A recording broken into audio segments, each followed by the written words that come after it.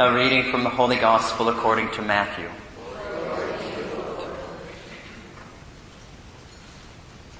While Jesus was speaking, an official came forward, knelt down before him and said, "My daughter has just died, but come, lay your hand on her and she will live." Jesus rose and followed him, and so did his disciples. A woman suffering hemorrhages for 12 years came up behind him and touched the tassel of his cloak. She said to herself, "If I can only touch his cloak, I shall be cured." Jesus turned and saw her and said, "Courage, daughter, your faith has saved you." And from that hour the woman was cured. When Jesus arrived at the official's house and saw the flute players and the crowd who were making a commotion, he said, "Go away. The girl is not dead, but sleeping." And they ridiculed him.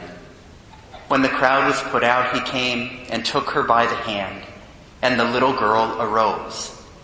And news of this spread throughout all that land. The Gospel of the Lord.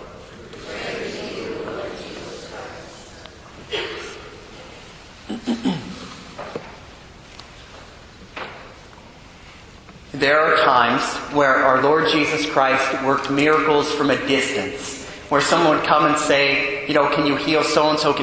And from miles away, a person was cured.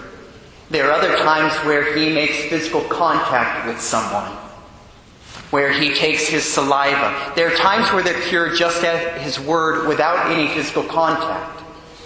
This miracle goes a step further, where a person is cured just by touching his clothes. And actually not even his clothes, but the tassel of his cloak. And power flows out from him. My brothers and sisters, people think Catholics are a little weird because we use physical objects and we believe that through them our Lord can work. For example, just being in the Holy Land. How did St. Helen discover what the true cross was? A short distance from Calvary, there was somewhat of a dumping ground where the crosses from our Lord's crucifixion with the two thieves had been thrown. St. Helen takes a crippled person and has the crippled person touch the crosses, and the one through which the person was healed, she knew must have been the cross of our Lord. Right through the cross that he hung on, a miracle could be worked. Miracles have been worked through sacred objects. Why?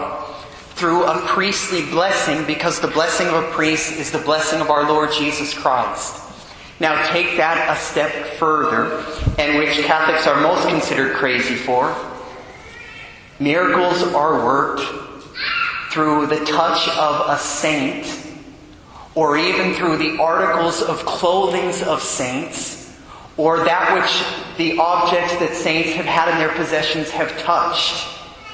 I'm reading this work right now on the miracles that many saints accomplish, and I just read about St. Therese of Lisieux. After she died, before she was canonized, so many letters came into Lisieux, to the Carmelite monasteries, claiming miracles had been worked through her intercession. So many letters requested pictures of her and relics from her. In 28 years, they sent out 17 million relics. 1,600 relics a day. And so people were distributing these all over. So there are dozens of stories in here. I want to share just one. So there is a priest, a missionary working in Africa. And he's trying to spread the faith, and he's not becoming too successful. Right? They're practicing these pagan religions. They don't want anything to do with this. A man in a village is bitten by a dog. He becomes very sick, and his condition gets worse and worse. There's nothing that any of their practices can accomplish. So finally he comes to this missionary priest and says, "Father, is there anything you can do for me?" And he says, "I want you to pray to a woman, a Catholic saint by the name of Therese." Actually, she was not yet a saint, excuse me. Will you pray to this woman considered very holy by Catholics? And he gives him a relic. That man goes home and he used that relic that night to pray with. He has a dream, and our Lord Jesus Christ appears to him. and by his side is a young, beautiful nun. She says to him, I am little Sister Therese of the child Jesus. I have come with our Lord to cure you. I have prayed for you, and you are delivered from your trouble. And she reached out and touched his head.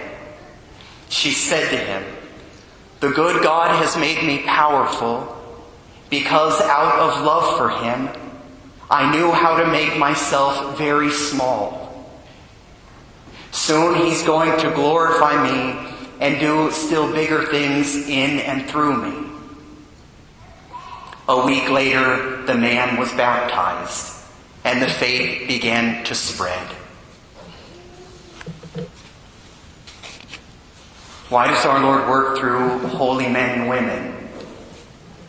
Because he lives in them. And so his power can flow out through them. We truly are members of his mystical body, and so he can work in and through us.